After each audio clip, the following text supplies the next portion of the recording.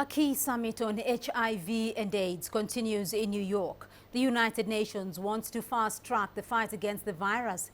The political declaration on HIV and AIDS is devoted to ending AIDS in less than 15 years. Some progress has been made over the years, but eradicating the virus will require serious commitment from governments across the world. Sub-Saharan Africa remains the worst affected by the virus. The declaration made Wednesday by the United Nations also includes eliminating discrimination against people living with HIV and protecting their rights and their dignity.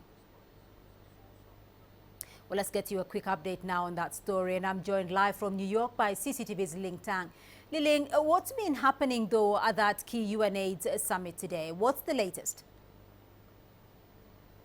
Well, this is day 2 of the 3-day summit that kicked off on Wednesday, and we're hearing this session from some 34 nations who will be addressing the General Assembly. Among them are countries from Africa that have been worst hit by the HIV/AIDS epidemic: Malawi, Mozambique, Nigeria, and South Africa. Now, their ministers will be addressing the Assembly to talk about where each individual country stands right now in terms of the fight to end the AIDS epidemic, and also what kind of measures they plan to undertake under these new commitments to speed up the fight over the next 5 years to make the AIDS epidemic a thing of the past by 2030.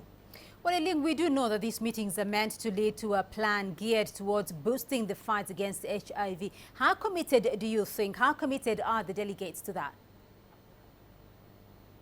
Well, there is strong commitment here. We're hearing from many delegates that this is an historic conference that aims to end this AIDS epidemic as a public health threat around the world. We're hearing broad consensus about the kind of challenges that remain in this battle, even as significant progress has been made, especially in the past decade. Now, so for example, we know that the global response has logged what the UN AIDS agency describes as extraordinary increase in the access of antiretroviral medication to people living with HIV. Much of that success was seen in Sub-Saharan African countries, including South Africa and Kenya. And this, of course, in turn has resulted in a significant reduction in deaths that are linked to HIV/AIDS related diseases. And we're also seeing sustained reduction in the number of new HIV infections. Although this has taken a little bit of a hit, it has slowed in the past few years, and there's been some alarming spikes in Central Asia, spikes in new infections in Central Asia and Eastern Europe. And another major challenge that you mentioned earlier as well was the stigma that surrounds HIV/AIDS. So there was a lot of pressure and calls for governments, for countries to ensure that people living with the disease, be they sex workers, men who have sex with men, or drug users, are not discriminated against on account of the disease. Well, Lillian, can you also briefly just do clarify for us? Can you tell us what will be discussed in the coming hours?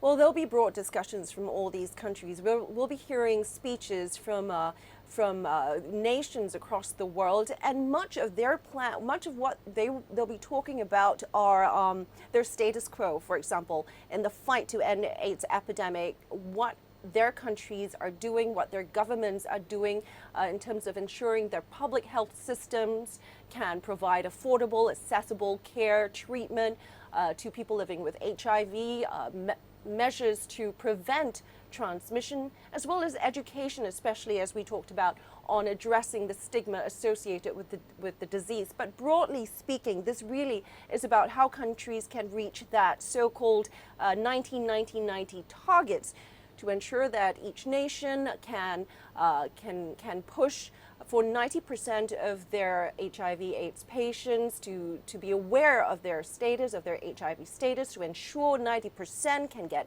access to life-saving drugs, and to ensure that 90% of these patients can have their viral load suppressed. So these discussions will be taking place over the next few hours on the second day of the summit. All right, Liling Tang, for us there, joining us from the UN in New York. Thank you.